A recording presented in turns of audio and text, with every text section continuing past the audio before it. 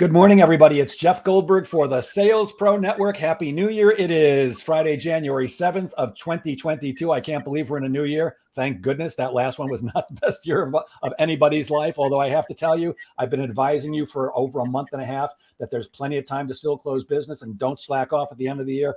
I closed 5 deals in the last 2 weeks of the year, so I hope you did too. And I hope your New Year's is off to a rousing start.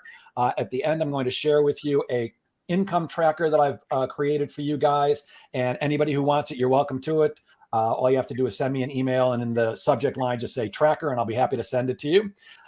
For those of you who are new to the Sales Pro Network, I founded the Sales Pro Network on Facebook as a place to elevate the profession of sales. It's a place where salespeople, whether you're a professional salesperson or you just sell as part of your job, can come and get great advice and coaching. A lot of my competitors are on here with me, and we're happy to take questions and help you out. And then every Friday at 10 a.m. Eastern, I either do a live training or a live interview with somebody who can add value to the profession of sales. And I guarantee you, today is no exception. If you have not connected your Facebook to StreamYard, then if you're saying hello, and I appreciate it if you do, all it says is Facebook user. So good morning, Facebook user. I'm not sure who you are, but if you haven't connected your Facebook to StreamYard, when you do make a comment, please put in your name. And good morning, Mark Lawrence, a guy who knows how to do it right. And it's my pleasure to now introduce you to today's guest, who absolutely will add some value to all of us. Say hello to Jeff Clair. Good morning, Jeff. Good morning, Jeff. It's so nice Happy to see you. Happy New Year. And I appreciate your being here because I know you're recovering from COVID. Yes. One more thing to start the year off with. Well, let's see if we can make this an interesting and happy hour for you. Why don't we start out with maybe, could you tell us a little bit about yourself and your background and how you got to be? Jeff is a fractional VP of sales. He runs Clairvoyant Consulting. Is that right? Clairvoyant. That's correct. Right? Yes. Why don't you tell us a little bit about your background? Sure. So like many of you, you develop skill sets over time. Earlier in my career, I started off on the buying side of the table, working for a lot of major national retailers, buying basically product for any part of the human body that's being worn. And then I shifted over to the wholesale side. And for one of the main reasons I did that was I felt that there was a big lack of understanding of people selling to me, not understanding the metrics that made me successful. And I got very frustrated with that and decided I could really help by changing that. And that's when I ended up going to the wholesale side of the business with what's now Hanes Brands.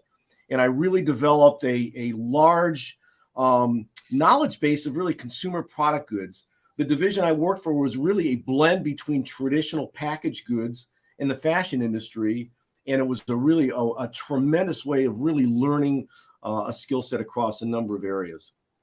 I worked through a number of different industries, family businesses, private equity-owned businesses. And then in time, I ended up starting a consulting practice. And I did that back in 2010. And I did that for 4 years, really very functionally based within my industry. Was brought back out, took a corporate role leading a global sales organization, which was great fun. And I traveled to amazing places over those 6 years. And then during COVID, I had to pivot again. And I pivoted and reopened my consultant practice. But this time I did something a little different. I kept my consultant practice, Clairvoyant Consulting, but I'm now powered by a larger international company called Sales Xceleration. We are business agnostic. We focus on small and medium-sized businesses. And we really run through a process. So we're involved in setting up strategy, process, execution, and then finally management, where I get involved in that fractional VP role, where they get high-level sales management support, but they pay a fraction of the cost for a fraction of my time. Nice. Mark Lawrence, a very funny guy, says it's Jeff squared. And thank you for putting your name in there, Mark. Happy morning, happy New Year, and good morning from Texas. I'm guessing that's our friend Fran Hebler. And somebody else says, good morning, Jeff. For those of you who have not connected your account to StreamYard, I don't know who you are, but good morning to you too. By the way, if you're watching on the replay, please do put replay in the comments. So Jeff, you mentioned something a few moments ago that I'm passionate about, metrics. Most salespeople are not passionate about metrics. In fact, they hate them. They don't want to do them. They don't want to track them. Typically, in my opinion, because they think their manager or boss is going to use them against them. Can you speak a little bit about how you discovered the importance of metrics and why you feel they are so valuable? Yeah, so metrics, and they shouldn't be considered a negative. And I understand salespeople in many ways want to be left alone. Just let me go and work with clients. But there's two kinds of metrics to be looking at. There's lagging indicators and there's leading indicators. The lagging indicators are the simple ones. Okay, how is the business? What is the sales performance against last year? What are the orders against last year? Those tell you what happened, but it doesn't tell you where the business is going. And what management should really be concerned about is what is the indications of business to come? What changes do we need to do in our marketing strategy? What resources do we need to put against product allocation to manage what's happening and against what those leading indicators? So what would leading indicators look like? A part of it could be your pipeline in understanding the different parts of the sales funnel. What percentage you have of new prospects to those that you've made presentations to, that you are out with quotes? That's a leading indicator. In comparisons to last year, those can be important. Other indicators that you want to be looking at, and it could depend on the business you're in, is you may have a metric that you want to contact 25 prospects a week. And you've worked out, or management has worked out, what closing ratios will look like. And we could talk about that further. And that's a tool individual salespeople should be using, that the behaviors that you're doing in your business will lead to the success you're looking for. And those are the metrics that are the most important. And they can vary. They don't have to be the same metrics for the whole year.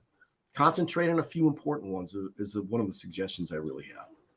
Yeah, that's great. You can definitely get bogged down with too many metrics, too much information, paralysis by analysis. But Exactly.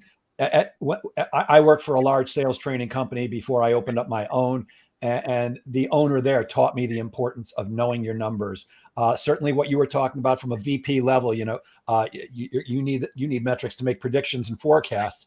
But from the sales manager level, I'm always interested in, what are your activity metrics? How many, let's just take cold calling for an example, because it's the easiest to talk about. How many times do you dial the phone? How many times do you get through to the right person? How many appointments you get? How many emails do you send? How many return emails? How many voicemails do you leave? How many returns? As a sales manager, if I have those numbers, I can help a salesperson achieve almost any goal. You put into place things like average sales cycle, average dollar volume per sale, and once you know how much activity it takes to earn X, if you want to earn 2 times X, it's very simple. Double your activity or get better at any of the metrics. Right. Get better at closing. You don't have to speak to as many people. Not as good. You need to speak to more. So my ex-boss, he taught me the value there. And I was always a guy who did not like numbers. I don't have a head for numbers. I'm great verbally. I'm not great at math. But he taught me that numbers are my best friend if I want to make a ton of money. So I'm with you 1,000,000%. Maybe could you describe to the viewers, what is a fractional VP and who do you do that for? Got it. So there's certain businesses, fractional is not the appropriate type of work because the business is big enough, it's robust enough, the teams are large enough. They need a full-time sales executive to run the business. However, for many business owners, they found themselves running sales. They may have zero expertise in sales. In many cases, they hate it. That's not why they're in business. They may have been a visionary, an innovator, but the business was never large enough. So they took it on and they grew it. And so many of them come to me and they will be flat out and they say, I hate running sales. I don't get it. I don't like it. So that's a big part of what it is. They don't need a major 6-figure salary on their books full time. But they need somebody with that expertise to handle it and manage the business on a fractional basis. Now, I get pushback from some that says, well, how is this possible? How can you possibly run my sales organization giving me 8 hours a week, for example? And one of the answers I go back with is, okay, you've been running this for years. How much time have you been able to give to your sales organization with everything else you have going on? And usually the answer comes back, not nearly that much. Yeah. I get that same question. And for me, it's very similar to what you're experiencing. What kind of results are you getting with the amount of time you, Mr. or Ms. Business Owner, are putting into your team? And is it working? You don't like doing it. You're not good at doing it. So if you're not good at growing sales, managing a team, getting them to produce as well as possible, then my 8 hours or 10 hours or whatever it is a week is going to be way more valuable. And mostly it's because I actually know what I'm doing. In every instance, for me, Jeff, every sales organization that I've taken over as either a VP of sales or a sales manager, the salespeople are reporting directly to the owner of the company who, as you said, doesn't know how to manage salespeople and doesn't really want to because they can be a pain in the rear end. And they're not investing enough time in running their business because they're spending too much time trying to manage a team of salespeople who do need some attention. And somebody who knows what they're doing, like yourself, can do it in a lot less time than somebody who has no clue. So I'm with you 1,000,000%. And there's one interesting aspect as well that business owners don't necessarily realize, but in most cases, they're privately held businesses, and at some point they need an exit strategy. They want to sell the business. There is so much less value in a business when there's a valuation done if the owner is running sales. There's no sales process in place. The owner is the rainmaker, because without that person in place, the business does not have the same level of value. So that's another instance coming in and really putting process into place, and removing that person from that role becomes a very valuable asset. Yeah. Not only does it take the aggravation off of them, but they get back a lot of time. I remember when I engaged my first outsourced sales management client, and it was really fascinating. A client who had used me 10 years earlier to do a lot of training with his team called me up out of nowhere and said, "Hey, we haven't done anything for like a decade. Why don't you come in and spend a day with my team?" And I'm like, "Okay, sounds great. Love to. I hope you have money, but as long as you got money, yeah, I'd love to do that." So I go in, and at the very first break of the day, he comes up to me and says, "Wow, I'd forgotten how good you were. In fact, you're even better than you were a decade ago." And he looks at me and he said, "Is there something we can do more often?" And Jeff, I had never, ever spoken or thought of this before. It never occurred to me. I don't know if you believe in God or whatever it was, something else was speaking through me at that moment, because this thought had never occurred to me. But I said to this guy, "What would you do with your time if you didn't have to manage your salespeople?" And I'm not exaggerating. I will exaggerate a story to make a point, but I'm not exaggerating here. His eyes got wide, and he got an excited look on his face. He said, "Wow, if I didn't have to manage this team of babies," he had 7 people across the country selling server maintenance for mainframes. "If I didn't have to manage my team of babies, I could." And he listed like 5 things off the top. Boom, 5 things. I said, "Okay, I'll manage your sales team for you. We can do that." And he said, "You want to come work for me?" I said, "No, I don't want to do that." And again, I had never thought of this before, Jeff. It came to me in the moment. I said, "I'll be your outsourced sales manager." And he gave me a weird look like, "You know what?" And he asked me what that would entail. And again, I'm making it up as I'm talking to this guy. "I'll do this, I'll do that, I'll do the other thing." Shook my hand, and that's how outsourced sales management was born. And I actually came back to my office after the training session and Googled it. Nobody was doing it. And I now know that there's a lot of people that are doing it, like yourself, in large organizations, but it's brilliant. Again, guys, if you're saying hello to you all, but if you haven't connected your Facebook to StreamYard, I don't know who you are. Ben Gips. Oh, happy snow day to you too, my friend. So in order to be an outsourced or fractional VP, do you need industry experience for the role? So that's a great question. It comes up a lot. And the answer really is no. I focus mainly on business to business sales, though I have aspects in doing B2C, but I have businesses that are wildly different. I don't come in saying that I am a product expert. They've got product experts there. Now, I've handled so many prospects, and many of you have done the same thing. You can learn that, and you can really learn products pretty quickly. There is processes that are very, very similar that go from industry to industry. It's process-based. It's setting up, job descriptions and developing job descriptions. It's setting up a sales process so that it's documented. It's setting up one of the things I do is a whole sales playbook. When you watch your Sunday football game, the players have got a playbook. They've been running and they've been studying it. And when new players are traded and they come in, they're handed a playbook. That's what I develop as well. Yes, are there idiosyncrasies from industry to industry? Sure. But if you're curious, if you're open-minded, you'll pick up those really, really fast. Yeah. And if you have half a brain, because sales, I'm in complete agreement. Sales is sales. I don't care what you're selling. Are there differences between selling sales VP services or sales training and selling refrigerators? Of course there are, but not that much. You still need to talk to a bunch of people, have a conversation with them, make friends with them, and all that other stuff. So it's not that different. What I always tell my prospects for this service is, look, I'm not going to be able to answer the day-to-day questions that your salespeople have about the particular business. I probably never will. For example, one of the gentlemen who's on right now, an excellent salesperson, his name is Ben Gibbs, really a pleasure to work with. The company's in the packaging, and they're manufacturers of packaging. If Ben called me today, not that he would, but he calls me, but if he called me about pricing today, if he said, hey, Jeff, I've got a big deal, what should I price it at? My answer would be, I don't have a clue. I don't know what we charge. I really don't. I have no clue. But my job isn't to do the day-to-day stuff. So when I'm talking to a prospect like Ben's boss, it's like, I won't be able to do that. You're still going to have to do that. But I'm going to take all that. I'll run the sales meeting. I'll do the hiring, the firing, the training, the motivating, all that day-to-day stuff that they don't want to do. So I'm with you. In your experience dealing with many different companies for a long, long time, what are some of the biggest challenges that you find salespeople face? And what advice do you have for them around overcoming those challenges? So one of the biggest is, I'll say, it's persistence. Great salespeople are persistent. They don't necessarily take no as a final answer. They will find ways to work around it. Picking up a call, putting one phone call in or one email. Many, they won't stop. The good ones will continue and put a process together to constantly follow up. It could take, in many cases, well over a dozen points of contact before you could ever really come through and really have a conversation with a key prospect. That's one of the biggest ones.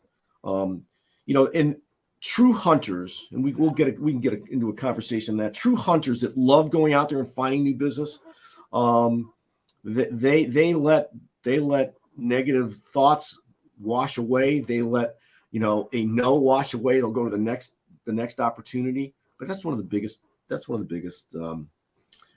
hurdles I see across the board. Yeah, for a while, I had a partner for about 3 years, and he always used to say, no, it just means no for right now. It doesn't mean no forever. And I'm sure that, like me, you've heard a million times, don't take it personally. I disagree. I often go against what most sales trainers or sales experts will say, don't take it personally. Well, guess what? They said no to you, and that's hard not to take it personally. But you can't let it affect you. Or if it's going to, let it affect you for 2 minutes. Get up, walk around the block, do what you need to do to clear your head, and then come back and get it, because you're 1,000,000% correct. Most salespeople give up too soon, often right before the finish line. They don't have a methodology. They aren't organized. They aren't efficient in their follow-up. You've got, clearly, anybody who's not using some type of CRM today is out of their minds. Let's use whatever tools we have to make our lives as easy as possible, given that sales is not an easy gig. Right. So, there are tools that you can use, but you've got to be organized about it. And if you think you're going to talk to somebody once or twice and they're just going to go, yes, sometimes that happens, but not very often. And I found that sometimes by keeping your name and your information in front of people, sales come in sometimes years later that you just completely forgot about. I had a guy one time call me up. Jeff, you probably don't remember me. My name is, I'm not going to say his name. I don't want to embarrass him. But my name is so-and-so. And I have to admit, I apologize. I don't remember you. And then he described his company. I said, oh, of course, I know exactly where you are. I do remember you. What can I do for you? And he said, well, we spoke 5 years ago about you speaking at my national sales meeting. And I didn't use you then, but I'm having a national sales meeting again. And I think I'd like to use you. So, of course, I asked the obvious question, was out of curiosity, why didn't you use me 5 years ago? To which he replied, Jeff, I have to be honest with you, it was sticker shock. I said, oh, I get it. Well, I've got good news and bad news. The good news is in 5 years, my prices have not gone up. The bad news, my prices have not gone down. He goes, no, I know it. We're just going to work together. But here's the important thing. I said, look, I know that you get calls from guys like me 15 times a week, sales trainers who want to work with your team and are going to help you increase sales. How did I stick in your mind for 5 years? I mean, I know my mom thinks pretty highly of me, but how did you remember me after 5 years? He said, easy, Jeff. I get your newsletter once a month. I read it every single month. I circulate it throughout my entire company, not just to my salespeople, to everybody. That's how. So we have to have some way of keeping top of mind, whether it's a newsletter, phone calls, job, whatever it is. But if we think that people are just going to go, oh, nice to meet you, Jeff, and then they're going to call you a month later and go, yeah, I'm ready to do business. It can happen, but it's up to us. So yeah, I'm perfect agreement. Persistence pays. But let me ask you this: how do you balance that with beating up or the same list, going after the same prospects over and over and over? Because there does come a point where there's a diminishing return in making the call to the same person. Exactly. Well, and that's something experienced salespeople develop, but it's also a time to sit back and reflect. Are the actions that you're taking proving useful and workable? And you may have to shift and adjust what you're doing. For example, a lot of new people coming up in sales today, they don't like picking up the phone. They don't find the phone is effective. So they're saying, you know what? Nobody ever answers my call, so I'm just going to email. And I'm only going to email. Well, how successful you're getting. If you're not getting the results, consider putting some calls in. Finding ways to break through to grab somebody's attention is really important. And there's different aspects to do it. One of the things you just said, which is really important for salespeople to understand, it's not just important for you to find prospects. They have to find you. You have to make yourself visible in social media, sending out newsletters, just as much as looking to find the prospects. I've got a client right now, and I'm going to be spending some time very shortly with one of the heads of one of the divisions, who on LinkedIn only has 22 connections. Now, in today's day and age, I honestly don't understand how anyone can be successful having that little presence on the most important business platform in social media there is today. And I'm going to find out and have some discussions. There may be some real reasons for it. I'm very curious to find out what those are. Yeah. Well, it could very well be that person's getting enough business without it. But if I was sitting in your shoes, I'd be looking at, really? Do you know how much business you're missing? Now I'm not huge on more connections is better. I mean, 22 is nothing. But I'm not all about, I need 10,000 connections. What I want is 10,000 engaged followers. I want people who are waiting for my content, because that's how I use LinkedIn. I think a lot of people have the mistaken impression that the best way to use LinkedIn is, I want to do business with Jeff Clair. I reach out to Jeff and I say, hey, Jeff, let's connect. And you say, sounds great, Jeff. And now we're two Jeffs who are connected. And the next thing you know, you've got a DM from me through LinkedIn saying, hey, Jeff, I'd love to talk to you about my fantastic coaching services. Right. That doesn't work. You can't say hello to somebody, shake their hand, and then go buy from me immediately. Exactly. You have to develop a relationship. So I find that LinkedIn and social media are great for that. You mentioned something that's very near and dear to my heart. I always have to laugh when people say the phone is dead. The phone never worked. It didn't work when dinosaurs were alive. The phone won't work when black holes swallow the sun. And it certainly doesn't work now. And my answer is always, you're right. It doesn't work if you don't do it, and if you don't do it properly. And the way I teach it is just one of many. There's some incredibly great experts that can teach cold calling, but the phone, I say anything that most people aren't doing, that's what I want to do. So if most people aren't using the phone, I'm going to stand out. If you know what really works well these days that almost nobody uses? Direct mail. Nobody's using direct mail anymore. Why? I don't know, except if nobody else is doing it, when I send you a letter, it's going to stand out. Here's another one, and I'm assuming you'll agree. A handwritten thank you note.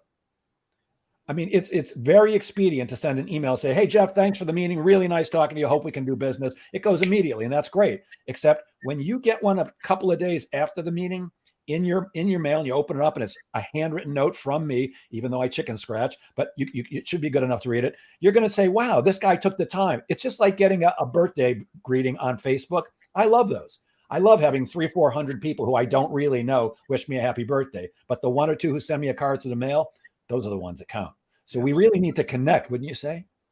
Yeah, I mean, we are in a connected business. If you don't enjoy personal relationships, don't be in sales. I don't care if it's done virtually. I don't care if you're email. This is a relationship-driven business. It doesn't mean you have to be a major extrovert. In fact, many of the studies are showing that introverted people are better salespeople because they listen more. And listening is an important tool, but you do need to develop a relationship. Years ago when I first moved into the sales side, and when you have the big pencil, you know how nice it is when people are coming to you. And then you switch sides of the table, and all of a sudden you've got to develop that relationship. You have to do things. My wife said to me, first you develop a friendship, and then you develop business with your friends. Now, friends may be a little further along than you need to be, but you do need to develop that relationship. And that's really important. And that should be really, emphasized. Yeah, because a couple of old dogs like us know that a lot has changed in the last 5 or 10 years in sales. But one thing that hasn't changed over all the time, unless you've got what somebody wants and they cannot get it anywhere else, which is not the case for you or for me and for most of us, they're going to do business with somebody that they like and trust. And it does boil down to that relationship. You've got to have a relationship and value. And if you can't have those two things, you're probably not going to be very successful in sales. Don Levine, our executive recruiter in the Sales Pro Network, says hello. And Don, bravo, you finally figured out how to get your name and not your wife's on there. Beautiful. Good morning, Phil Danielle, a true sales professional and a sales management professional. Ben Gibb says Jeff only knows his price, not Ben's price. That's absolutely true. And Phil also says 100% on the direct mail. Yeah, old school. You know what? Old school often works. The fundamentals often works. In fact, when I'm teaching sales or prospecting or managing, it's all the fundamentals. I'm not teaching anything fancy. There's nothing that people can't implement because the fundamentals are what works. That's why we call them the fundamentals. Right. I don't know about you, Jeff, but I'm, when I'm talking about training, when I've worked with a company for a couple of years, eventually they'll get to the point where they'll go, hey, Jeff, when are you going to teach my people the advanced stuff? And I always tell them the same thing. I'll teach your people the advanced stuff when they start using the fundamentals that I've been working with them on for 2 years and you aren't reinforcing. And by the way, there is no advanced stuff. Do I have advanced programs? Absolutely. It's the fundamental programs with different words. It always boils down to, if you do the basics, if you prospect consistently every single day, if you work on establishing relationships, if you can articulate your value proposition, and you used a word that's so crucial, if you actually listen to people instead of pitching, stop pitching. It's not about your billion presentation skills, your strong closing skills. Experts like Jeff and myself, what we do is we have great conversations with people. Jeff, am I talking out of the top of my head? No, you're absolutely right on spot with that. The whole idea of selling is we're providing a solution to something, and you may not know what that solution is until you hear it being mentioned. So let your prospect talk. Let them talk as long as they want to. Do your research ahead of time. Find out what makes their business successful and what problems they're having. And then customize what your responses are going to be. That's really going to be pretty critical.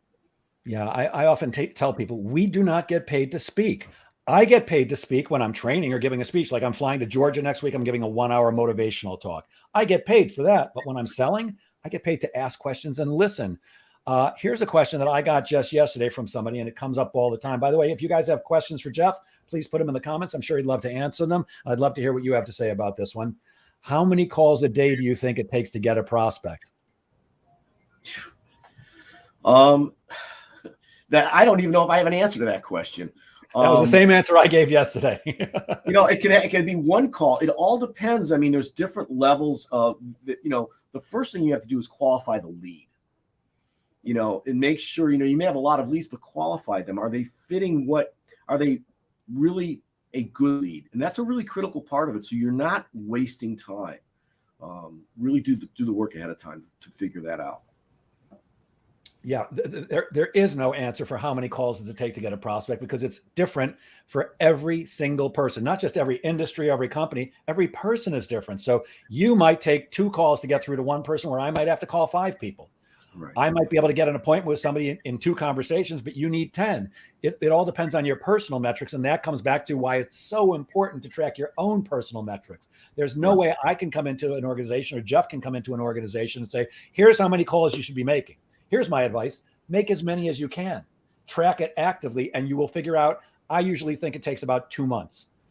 2 months of daily prospecting and tracking it. After 2 months, you're going to know, how many times do I have to dial the phone to actually get somebody on the phone, which is an art in itself these days. How many conversations result in an appointment? How many appointments turn into sales? These are the metrics that Jeff was talking about before. They're crucial. But you've got to make as many as you can. And in some cases, I work with companies to develop a documented sales process that will literally put a cadence together of when you email, what time frame to your next contact point. Should it be a call? Should it be an email? Different ways to mix up the messaging. And at the same time, each person may be different and have individual style. And you have to make sure that that is also, allowed within a sales process to be done. Like phone calls, yes. And one of the big pushbacks I get from salespeople is with all the robocalls today, nobody picks up a call from a number they don't know. Granted, I won't unless, I know what it is. I don't have the time, but there's ways around that as well. For example, you may send an email saying, hey, I'm sorry we didn't get a chance to talk. We've been trying to connect. We haven't done so. This is what I'll do. I'll call you on Wednesday at 2:00. If that time is not convenient, please let me know.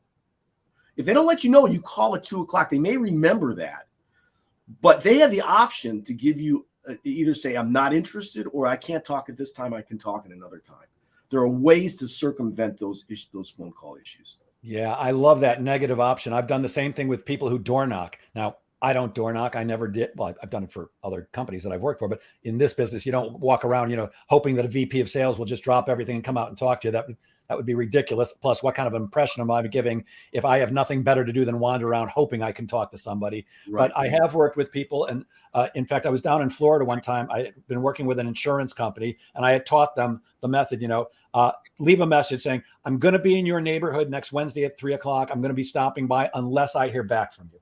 Right. And I'm riding from sales call to sales call with one of these guys and observing and coaching. And we're on the way to the next one. He goes, I said, tell me about this one. He says, oh yeah, I did that technique that you taught us. I'm going to be there. If I don't hear from you, let's stop in. And all the way there, I'm going, oh my God, let's hope this works. Cause I don't want to look like an idiot. And we get in there and he tells the receptionist who he is. She gets on the phone, calls the person he was looking to meet with. And you could hear the anger in this woman's feet as she was pounding down the hall. I was terrified. I knew she was going to come out and ream us. And she actually came around the corner and said, you don't have an appointment with me. What are you doing here? And he said, oh yeah, I left you a message 3 days ago saying I was going to stop by at this time. If you didn't call me and I didn't hear from you, I apologize if I've offended you. She goes, oh, you know what? I do remember that call. Come on in. Exactly. That's a great story to put against that. Yeah. Make the calls. You mentioned something earlier and just now, and I'd like to talk about that. One of the things you do, excuse me, is you help organizations create a sales plan. What is a sales plan? And is that something that salespeople can do for themselves? They can, absolutely. So, first of all, and there's many companies, you're getting paid either commissions or salaries, some way of making a living. So there needs to be a plan that goes against it. If you're getting paid $100,000, there's going to be expectations of a company to make X amount of money over that to cover what your salary is. So you start developing a plan of what that looks in place. How many times my salary should I be looking at? One company I work with, they work on a multiplier. If I'm going to be paying you $100,000 for us to be profitable, I need to do 5 times that amount in business. That's a starting point. There's prior year's business that could be done. There's planning your business on what percentage do you want on recurring revenue from existing clients? What percent do you want to drive against new business? And if you have either a head of sales or an owner that's really involved, they will start developing strategies to help that sales plan that would work with the plans that they have for their business. A sales plan should mirror what a company's long-term strategic initiatives look like. And when they don't, that's where a lot of problems really come in. And in many cases with salespeople, it gets to the compensation plan. If the compensation plan doesn't match what the strategy of the company is, then there's all kinds of other problems that come along the way. So, for example, if a company says, we want to develop new business is the lifeblood and the success we're going to have, but they're paying the same commission on easy to come recurring revenue from existing customers as new business, what is a salesperson going to do? They're going to take the easy path. The easy path, sure. They're there to make money. And that's where all of those alignments need to take place. Yeah, brilliant. Everybody who I manage, everybody who I coach, I expect a business plan. Or you can call it a sales plan or a business plan, not the kind of business plan that you take to the bank to get a loan, but let's use this gentleman, Ben Gibbs, for example, really excellent salesperson, really terrific. Really, this guy gets it. I'm just going to make up numbers. Let's say Ben made $100,000 this year, and next year Ben's going to make $200,000. It's actually more because this guy's really special. But let's just use those numbers. Well, if he made $100,000 this year, he can't do the exact same things he did this year, next year, and expect to make $200,000. So what are you going to do differently? Write it out. Break it down into its component parts and put dates on everything so that you have something to work off. Because if you're just taking I'm going to do the best I can approach, maybe you'll end up okay. Except I'm not a big fan, and anybody who works with me knows I hate the word hope. It's not that I don't like people to be hopeful, but when people tell me I hope to close this deal, I get very, very nervous. Right. Know that you're going to close it or don't, but don't give me a maybe. So yeah, you've got to have that business plan. Something just occurred to me about something else you said earlier regarding cold calling, that nobody picks up the phone. It's just not true. Is it harder to get through to people these days? Absolutely. Is it harder to get people to return your call on a voicemail? Way harder. But nobody picks up the phone? I beg to differ, my friends. And a perfect example is a company called me. This is probably a decade ago now. I can't remember how, 8-10 years ago. Company in San Francisco that sells advertising. Jeff, we've got a very young sales team. I want you to teach them how to cold call. And here's your challenge. The challenge is they don't believe anybody ever picks up the phone or anybody returns a call. I said, well, if that's the case, why am I teaching them how to cold call? Because and he said, I want to show them that it does work so I can get them to do it. I'm like, okay.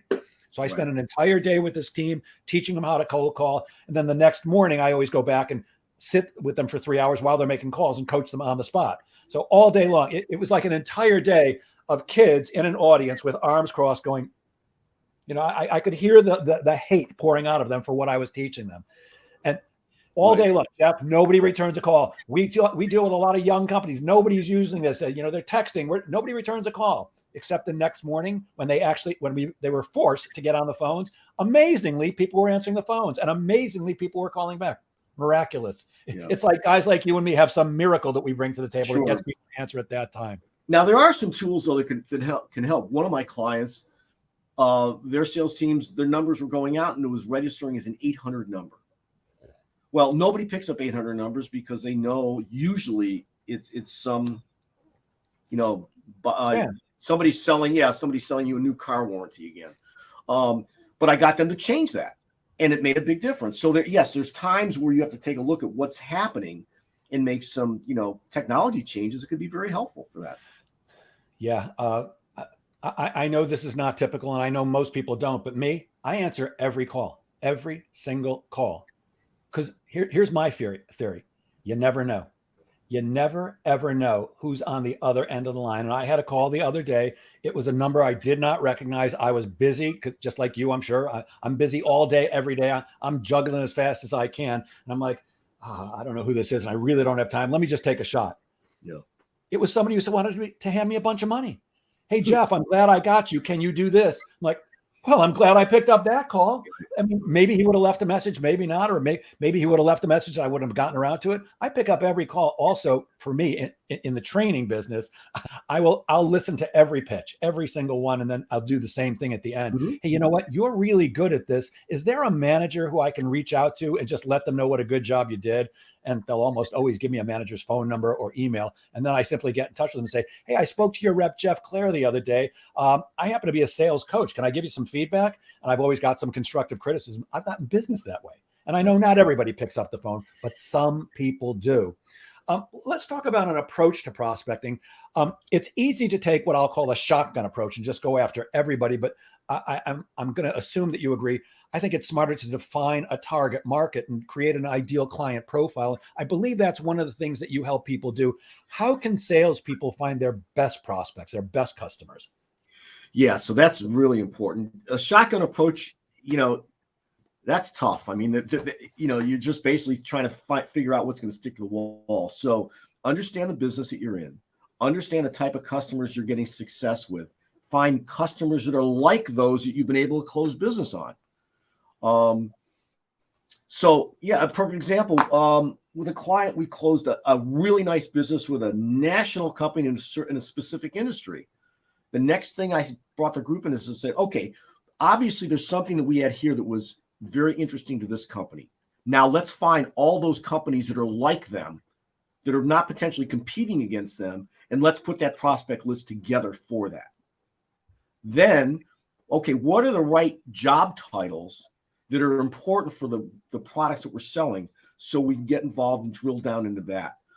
For those of you, for example, that don't use Sales Navigator as a part of LinkedIn, you may want to consider that, because you can start driving down customized account and lead lists that really focus a prospecting level to a finer degree.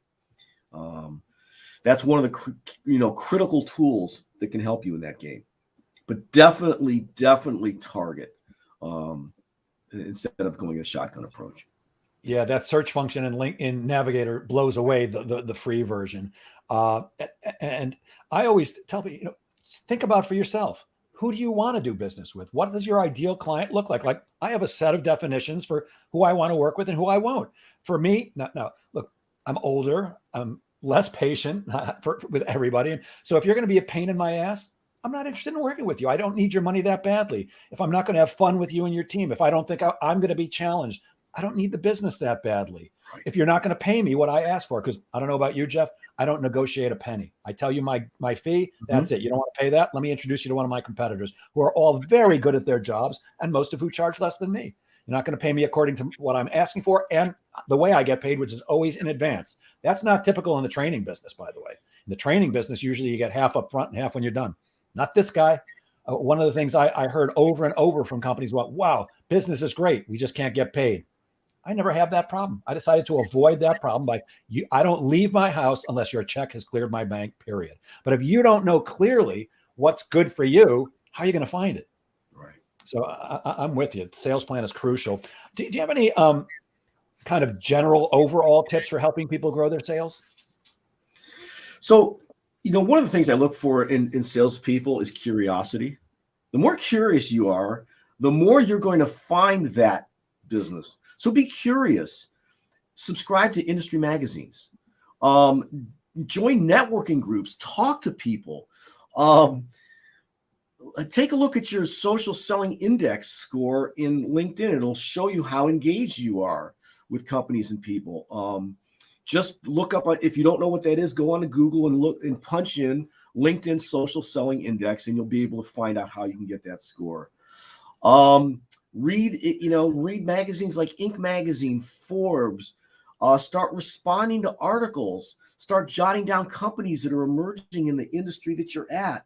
All of that goes such a long way. Tell people what you do. Engage in conversations. You'd be surprised how people want to help you. And one of the big things I would say, consider giving first. Be surprised if you give of yourself, how many people really feel a great need to reciprocate. So open yourself up, help others. Yeah, absolutely. The law of reciprocity says if I do something nice for you, you're probably going to want to do something nice for me. And I'm going to add into that, prospect consistently. To me, look, I'm sure in your role, because you're not an employee, neither am I get asked lots of questions by the people who are thinking about doing business with me or doing business with me. And they're all about, look, I have two areas of expertise: sales management. So I get asked a lot of questions about, Jeff, what do we do to increase sales? Now, again, I'll often exaggerate a story to make a point, but there's no exaggeration here. 50%, no kidding, 50% of the time, the answer I give to CEOs, company presidents, and vice president of sales about how do we increase sales: tell your lazy ass salespeople to go see more prospects. I don't care how they're going to do it. You want a cold call? You don't want a cold call? It's okay by me, but you got to speak to a lot of prospects. I don't care how good you are, an expert like you, Jeff, or me, who are expert level salespeople, or the newest salesperson. If you're not seeing enough people, you simply cannot close enough business. I often say, look, I'm so good at selling, people pay me large amounts of money to teach them how to sell, but I can't possibly close enough business unless I'm speaking to enough prospects, because as good as you are, or I might be, more people are almost always going to say no than yes. I don't have a better than 50% close ratio, right, and I'm an expert at this. So you've got to be speaking to a lot of prospects all the time. And I'm not sure who said this or whether they're talking to you or me, but one of us is a miracle worker. Thank you for the compliment. I'll thank you for Jeff, and I'll thank you for me if that was for me. And for some industries and some businesses, to get more prospects, there are automation tools out there to help do that. Next question. It doesn't take away from the personal work. But for example, there are auto lead generation tools that will really work with you on a personalized basis to figure out who your target audience is, to scrape information, to get the emails and phone numbers, and develop an email and a call cadence to help that happen, to increase that. But again, it's not a shotgun approach. It still is a targeted campaign that should be done, because it's not expensive either. They charge by the number of contacts you're going out after. And what are some of the tools, the automation tools that you like? So there's a number of them out there. So first of all, having a CRM system in and of itself is important, and there's a lot of good ones there. It's really appropriate to find the right one for your right company in the business that you're in. Salesforce is the dominant CRM system, but they're dominant for large enterprise companies. If you're in a small, medium-sized business, consider HubSpot, consider Pipedrive. There's a number of really strong CRMs. And many of them have the tools within that to do a number of work, like sending out drip campaigns. Other ones I've used that have been good have been Aptivo, Active Campaign. There's MailChimp. There's Constant Contact. A lot of those can really do the work for what you have there. There's also some interesting tools out there, something called Lead Feeder, which helps identify who's looking at the company's website and how long they're on certain pages. And they let you know what is a weak to a strong lead to follow up on. And this, in fact, connects in with HubSpot, or it can work with any other CRM system to then start putting a cadence and tracking that business down. Yeah. With LinkedIn, the one critical issue with LinkedIn is you don't necessarily get a work email or a work phone number. And there are companies like Zoom Info or Seamless AI that can do that.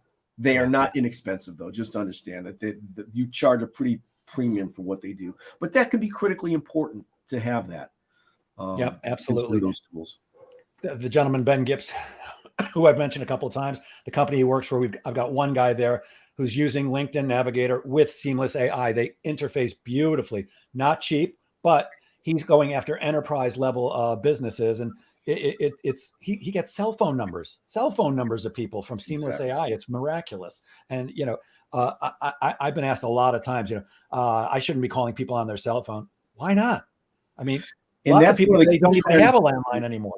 Call. And that's one of the key trends happening in sales today, I would say. What that really is in many ways is artificial intelligence, which is entering our industry in a pretty big way.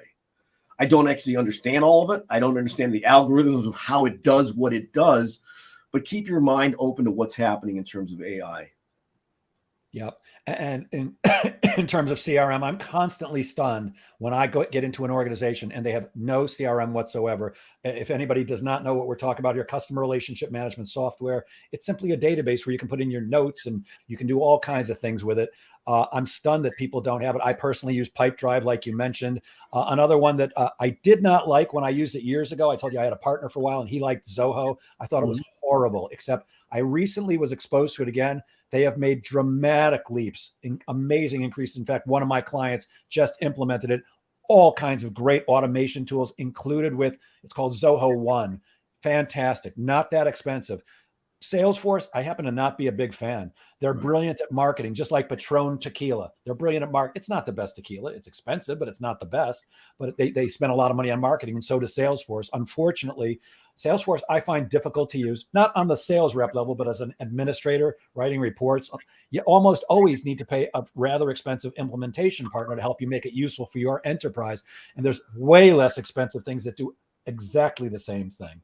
And that's a key thing. That's a key point that you made. While I work with CRM systems, I am not a tech guru. I don't profess to be, but I will bring in implementers that are excellent, and the ones I look for are those that are agnostic to the CRM system. They're not in bed with any specific company. They will find the right system for the right company and then implement it properly to give you the dashboards and the look that you're looking for.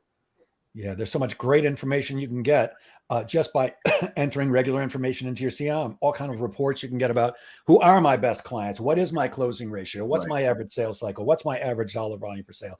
Simple stuff that's a pain in the rear end to track on your own. Your CRM will do it for you in an instant if you know what you're doing. Right. What do you find? We touched on this briefly. What do you find is working well in terms of business development and prospecting? Is there any one particular thing that you think is working the best? A blended approach? What's your advice? I think like everything, it's kind of a blended approach depending on where the business cycle comes in. And don't consider and keep doing the same thing over and over again. Mix it up somewhat. Bring different avenues in it. In many cases, it could be demonstrating what's being done. Does your company do white papers? Are they giving some information?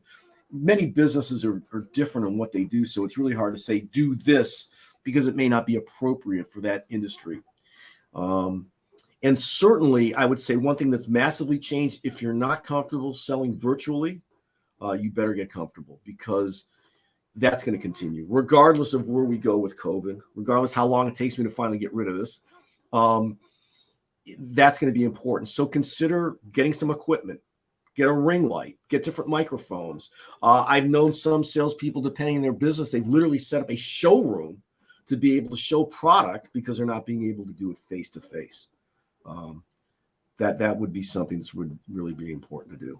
Yeah, it's like you were reading my mind, because that was the next question I was going to ask you. What do salespeople need to do to adapt to the world of virtual selling? Because it's not going away anytime soon. Not only that, I'm a big fan. Now, my belief is nothing takes the place of a face-to-face meeting. Nothing.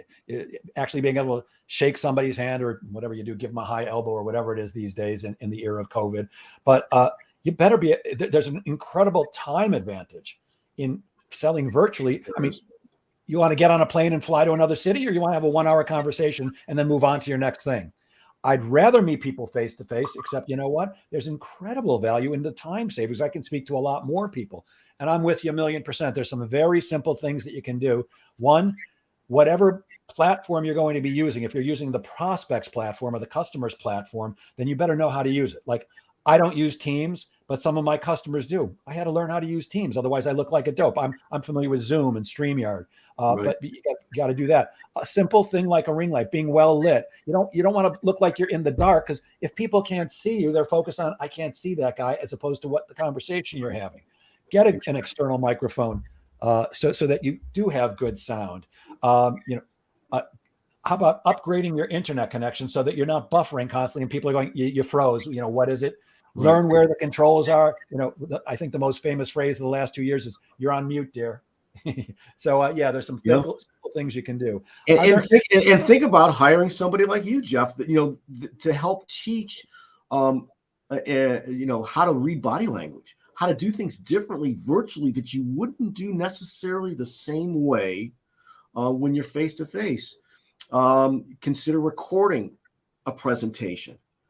And one of the things I talk about with sales management is, one of the aspects that we find as we do a lot of studies as to what's working and what's not is how few what we used to call ride-alongs would take place with either an owner or a sales manager with their sales team. Well, in today's day and age, there should be view-alongs.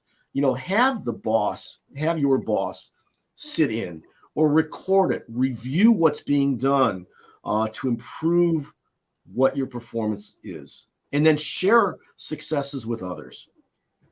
So simple, that advice, and so important. I gave it just yesterday. I had a salesperson on one of the teams I'm managing ask me, how can I get better, Jeff? What can I do? And I had a bunch of ideas, but one thing was, how about just record yourself? Put on a Zoom call. Don't even call a prospect. Just get on a Zoom call and give yourself your own presentation. Give yourself your own demo, and then watch back and see what you look like. Because I guarantee you don't look like what you think you look like. Right. You don't sound like what you think you sound like. I used to do this in person with companies where I would videotape them in a conference room doing a sales call. I'd train somebody to play the role of the customer, and I'd do a videotape with me just standing on the side, taking notes, not giving any feedback, just doing your regular sales presentation. And then I would plug my camera into a monitor and show them what they just did. And I can't tell you how many times people would say stuff like, "Gosh, Jeff, I didn't know I pick my nose when I'm talking to prospect." Right, yeah, I noticed that too. That might be a good thing to not do. So there's great value in that. We're quickly running out of time. Are there any emerging trends in sales that people should be aware of? Well, I mentioned the AI, and I mentioned virtual selling. So those are two really pretty important ones. One of them, we've been talking about this whole fractional selling environment is becoming much more important. Not just fractional sales, but fractional businesses across the board as companies have become much more comfortable having teams working remotely, they're also much more comfortable about having somebody that may not be a full-time employee doing work for them that have great skill sets. So I would say that certainly affects what's done here. And as a salesperson, you may determine, okay, maybe I don't want to be full-time with the company I'm with. I really like what I'm doing. And I want to take, it's really coming back to the world of independent sales representations, which has kind of faltered some degree.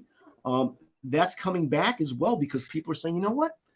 I can see more people with the time I have because I'm not traveling as much. One of the other ones, and it was taking place long before we even came into COVID, was using video conferencing and other tools to have larger territories, because small territories that you had to travel to was not economically sound for many companies to work with. And today it's grown even further. The one aspect that we haven't figured out how to get around, though, is time zone. It's really kind of interesting trying to work across the globe, unless you're going to be up all day and night, how you handle that type of work. Now, there's companies I've worked with in India, they work on U.S. time, and their people are up in the middle of the night to work with you. But aside from that, the kind of the world is our oyster. And that's a huge trend. The world's gotten a lot smaller. Yeah. I heard from a guy yesterday who I used to manage his company. I have it for over a year now. And he was just asking some quick advice. And he lives in Boston. He used to live in California, and that was his territory. Well, California is still his territory. They manufacture the equipment that makes craft beer. Really fascinating stuff. Cool company, nice people. Really enjoyed working with them.